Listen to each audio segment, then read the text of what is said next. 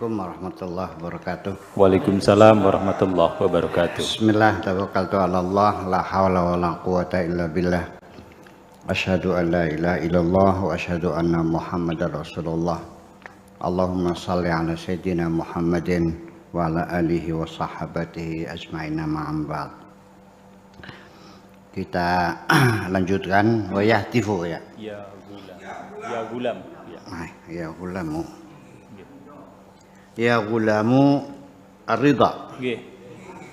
Wahai anakku, ar-ridha bil qada.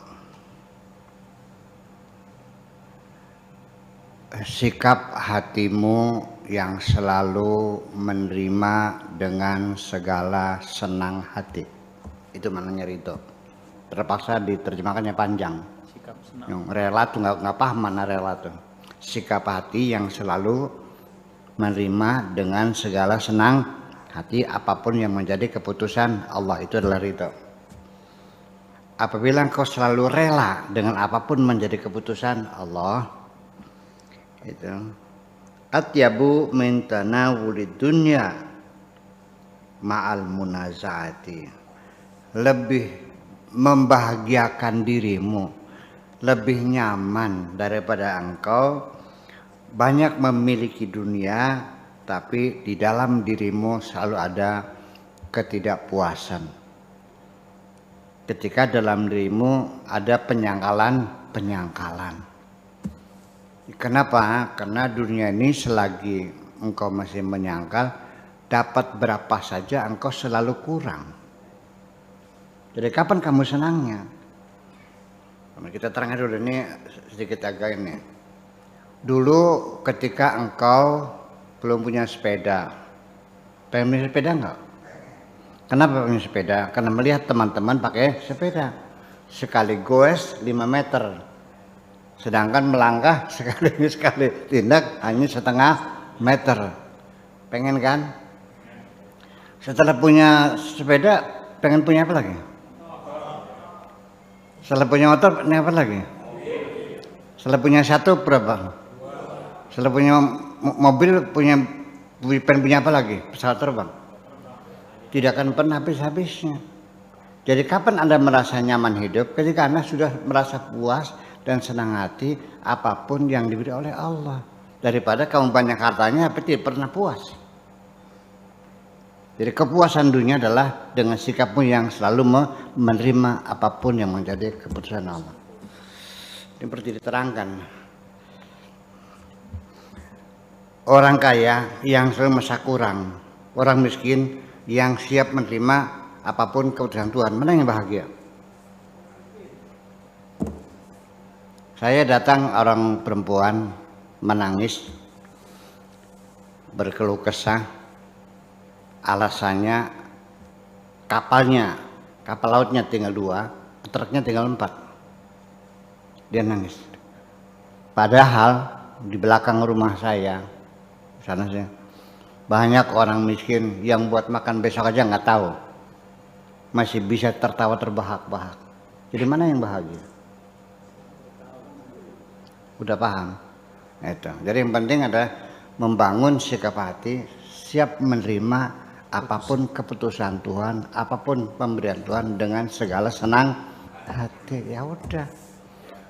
Sementara kita baru punya sepeda, sudah dinaik sepeda dinikmati. Iya, nanti dikasih motor ya silat nikmatinya. Ya, terus nggak bisa beli mobil ya udah.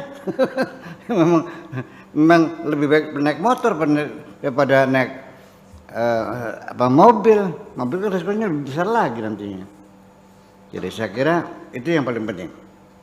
Kemudian halawatuhu ahla fi qulubis siddiqin. Ya. Rasa manisnya kehidupan lebih manis yang ada di dalam hatinya orang-orang yang siddiqin, orang-orang yang sudah benar-benar mapan di dalam keyakinan dan akidahnya. Siddiqin selalu membenarkan apapun yang menjadi keputusan Tuhan. Min tanawulis syahawat wal ladzat wa ahla indahum minad dunya jami'iha. Itu lebih nyaman daripada engkau bisa mencapai pemuasan syahwat, birahi, seksual, kesenangan, makan enak, ya. Tetapi Anda selalu tidak pernah puas dengan apa yang dapatkan itu.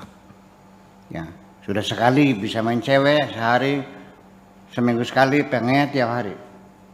Setelah hari satu pengennya sekali pakai 10 ceweknya pengennya. Jejer. Nggak bisa habisnya gitu, iya.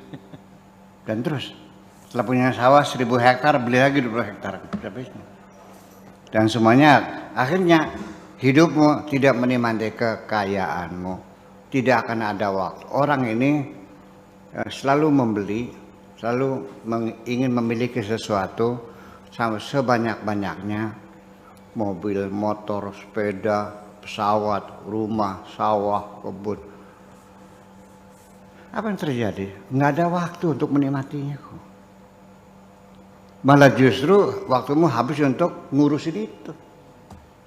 Jadi kamu jadi babunya dunia kalau begitu. Tidak menikmatinya. Ya, sepeda mobil tabrakan marah. Ya kan? Motornya hilang marah. Rumahnya kotor marah. Akhirnya apa? Stres. Jadi jangan dikira bahwa orang yang hartanya banyak itu lebih bahagia. Letak bahagia adalah bukan pada materi tapi pada kondisi hati kita ini. Betul nggak? Mana perempuan yang paling cantik adalah yang engkau cintai. Percaya nggak? Iya. Kalau nggak dicintai cantik nggak? Ya enggak lah gitu. Nah, itu. Jadi artinya bahwa sikap menerima ini perlu kita bangun bersama-sama. Sikap menerima ada yang segini ya sudah, nasibnya Pak Tato jadi dosen alhamdulillah, jadi pegawai negeri, dapat pensiunan, Direktor. gajinya segitu ya wajar alhamdulillah, terhormat, profesi yang paling terhormat jadi dosen, mencerdaskan anak bangsa, yang tersanjung alhamdulillah. Adapun mobilnya masih ya kelasnya kelas seniat lah. Ya udahlah, sabarlah, nggak usah ngayal punya BMW seri 7 lagi lah. Udah ngajar gitu. Malah justru nanti dicurigai orang. Berapa sih? Masa dosen mobilnya Rolls Royce? Gitu. Jadi yang penting mah kita nikmati saja apapun yang ada. Ya, itu saja. Kita belajar semacam itu. Wa ma fiha li'annahu yatibul aish, karena orang yang hatinya sudah damai, sudah menerima, itu hidupnya sudah nyaman. Nantinya makan apa saja enak, tidur di mana saja lelap, melihat wajah-wajahnya lucu-lucu semuanya menyenangkan. Ya, kalau kita hati sedang marah, melihat muka orang nyebelin semua, menjengkelkan semuanya. Itu. Fil jumlati, pada garis besarnya, fisairil ahwal, dalam kondisi manapun, ala ikhtilafil ajnasiha, dengan berbagai macam jenisnya, takallam ada nasi bilisanil ilmi wal amali wal ikhlasi. Silakan engkau berbicara dengan siapapun, dalam kondisi apapun dan dimanapun. Satu, berdasarkan keilmuan. Ada standar saintifiknya, rasional, wal amal, dan diimplementasikan, applicable, ya kan, yang bisa diterapkan, yang bisa dilakukan. Wal ikhlas, dan ada ketulusan. Wala tatakallam 'alaiha bilisanil ilmi bila amal. Kalau ngomong sama orang jangan pakai lisan saja, sebatas ilmu saja tapi tanpa amal. Nyuruh orang supaya sholat, kamunya tidak Sholat. Seorang ayah menyuruh anaknya sholat. Di sini, di kampung saya, si bapak nggak pernah sholat, nyuruh anaknya sholat. Saya katakan dengan bahasa lokal dulu ya, nang, pada sembahyang mana los? Cukup raup bapak nira apa sih sembahyang? Begitu. Wahai anak-anakku, pergilah sholat sana. Sudah cukup bapakmu saja yang tidak sholat. Begitu benar. Nah, ini kan terjadi sehari-hari. Itu yang diucapkan. Yang dia diucapkan sehari, di mana-mana kita lihat banyak orang, ya, dia menganjurkan orang tidak korupsi, tapi korupsi sendiri. Ya kan gitu. Nyuruh orang rajin belajar, dia juga malas kan. Sampai guru agama yang ngajarin sholat, nggak sholat juga gurunya. Apa artinya? Ini maksudnya artinya ngajak orang itu yang benar-benar yang sudah kamu lakukan, bukan hanya sekedar ilmu, ya, ya, ilmu semua juga bisa. Yang berarti mengamalkannya, yang bila amalin, fa innahu la yanfa'uka wa la yanfa'u man 'indaka. Karena ilmu yang tanpa diamalkan itu tidak memberikan manfaat kepadamu dan tidak memanfaatkan kepada dan tidak akan memberikan manfaat kepada keluargamu dan teman-temanmu. Enggak ada manfaatnya. Anin Nabi sallallahu alaihi wasallam. Anqal, beliau berkata, wa yahtiful ilmu bil amali. Ilmu itu akan berbisik, akan mengundang, akan mendorong kita untuk beramal. Itu ilmu yang bermanfaat. Fa in ajabahu, itu pun kalau dijawab panggilannya itu. Ilmu mengundang kita untuk beramal. Ketika dijawab panggilannya tidak amal, ya sudah, itu namanya benar, berkah. Wa illa, kalau tidak dijawab, irtahala, ilmunya pergi. Yang dimaksud pergi itu tarhalu barakatuhu. Artinya keberkahannya yang hilang. Hanya ilmu kok. Hanya bisa debat aja, ngadu dalil. Kelakuan mah kayak monyet kelakuannya. Iya. Ilmu mah tinggi, kelakuannya kayak monyet. Ini banyak sekali. Namanya, kalau ini namanya jarkoni. Ngajar uang ngelakoni. Iya. Ya, itu semacam itu. Nah, ini terjadi pergeseran nilai dalam pendidikan sendiri. Harus kita perhatikan bahwa pendidikan kita zaman dulu pada waktu kita masih kecil, namanya sekolah di SD, SMP, SMA, di pesantren, itu kan pendidikan sifatnya normatif. Artinya ketika guru ngajarin saya sholat, gurunya sholat. Kalau guru ngajak kita zikir, gurunya juga berzikir. Itu adalah pendidikan yang sebenarnya normatif. Tetapi sekarang sudah bergeser. Pendidikan kita dengan deskriptif. Yang penting murid paham. Mengerjakan atau tidak mengerjakan itu bukan tugas guru. Yang penting Anda ngajarin murid jampi-jampi sholat, bisa sholat, selesai. Itu tugasmu. Adapun melakukan sholat atau tidak, itu bukan tugas guru. Itu namanya deskriptif. Yang penting asal paham. Saya seperti itu.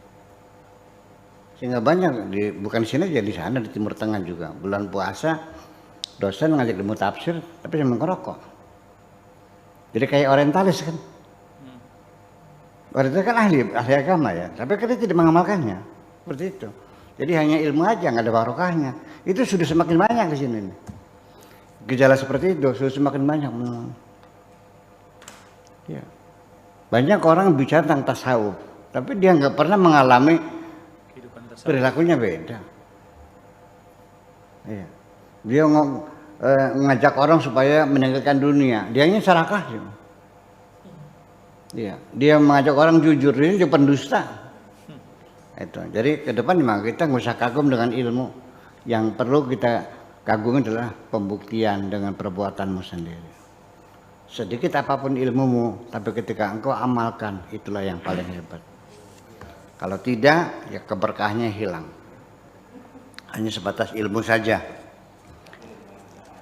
Ya. Wa tabqa 'alaika hujjatuhu. Yang tinggal hanya hujahnya saja, argumentasi saja, premis saja, silogismenya saja, kesimpulan-kesimpulannya saja. Hanya sebagai dalam artian keilmuannya saja. Tasiru aliman maftunan. Engkau bisa menjadi orang alim yang dikagumi.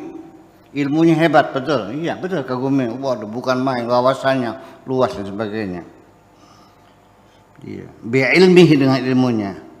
Tabqa 'indaka syajaratuhu. Tapi yang ada hanya pohonnya saja. Engkau punya ilmu seperti punya pohon, pohonnya hebat, hanya pohonnya saja. Wa tadhabu 'anka samaratuhu, tapi buahnya enggak ada, hilang. Jadi orang yang punya ilmu tanpa amal itu kayak orang punya pohon tapi nggak ada buahnya. Punya apa? Punya pohon jeruk, buahnya mana? Nggak ada. Lalu yang juga apa? Daunnya gitu. Iya. Jadi orang yang punya ilmu tanpa diamalkan tuh di sini diibaratkannya seperti kita punya pohon tanpa buah, tanpa buahnya. Salillah, tanyalah kepada Allah Azza wa Jalla ayyarzuqaka halan wa maqaman. Mintalah kepada Allah supaya engkau diberikan hal dan diberi maqam, diberikan keteguhan hati, kemantapan jiwa untuk bisa mengamalkan segala ilmumu, maksudnya begitu. Wa maqaman, dan posisi baina yadayhi, di sisi Allah. Fa idza razaqaka, ketika engkau diberi rizki oleh Allah, dianugerahi dengan keteguhan hati, kekokohan jiwa, bisa mengamalkan dengan tulus ikhlas. Ya, salhu kitmana dzalika, mintalah kepada Allah supaya keistimewaanmu bisa mengamalkan segala ilmumu itu tetap disembunyikan. Jangan sampai ada orang lain tahu. Sebab bagaimanapun juga apa yang menjadi sumber kebahagiaanmu ketika banyak orang lain tahu, diganggu. Saya enggak. Kalau orang tahu Anda punya uang 1 miliar, hati-hati, jendela pasti teralis semua. Betul enggak? Ketika engkau punya istri yang cantik jelita, hati-hati. Iya. Iya. Jadi kenikmatan yang membahagiakanmu itu ya dirahasiakanlah. Fa'amma bi ni'mati rabbika fahaditsu, itu bukan dalil kita menceritakan kenikmatan. Kita selalu menyadari kenikmatan, bukan menceritakan. Masa diceritain gimana lagi? Masa hari ini engkau dapat uang 500 miliar cerita sama orang? Ya nggak mungkin dong, bukan begitu. Artinya sadar diri dan menyadarinya. Seperti itu. Wa anda tuhibba idhara syai'in minhu, dan minta kepada Allah supaya kamu jangan ada keinginan untuk menampilkan keistimewaanmu itu dalam mengamalkan ilmu. Artinya seperti kesaktian, karomah, maunah, itu jangan kau ada muncul keinginan ingin pamer kepada siapapun. Ada pengen kelihatan. Orang kaya ya pengen kelihatan. Orang cantik pengen kelihatan. Orang pinter gayanya lain kok. Iya. Orang sakti juga sama. Itulah, jadi diperangi ya, jangan sampai muncul ada keinginan diperlihatkan kepada siapapun. Idza ahbabta idhara ma bainaka wa baina al-haq azza wa jalla, ketika engkau kepingin menampilkan keistimewaan yang terjadi antara dirimu dengan Tuhanmu, kana laka sababan lihalakika, itu akan berakibat fatal atas dirimu sendiri. Itu namanya membocorkan rahasia. Daripada bocor mulut masih mending bocor perut. Udah gitu aja. Assalamualaikum warahmatullahi wabarakatuh. Waalaikumsalam warahmatullahi wabarakatuh.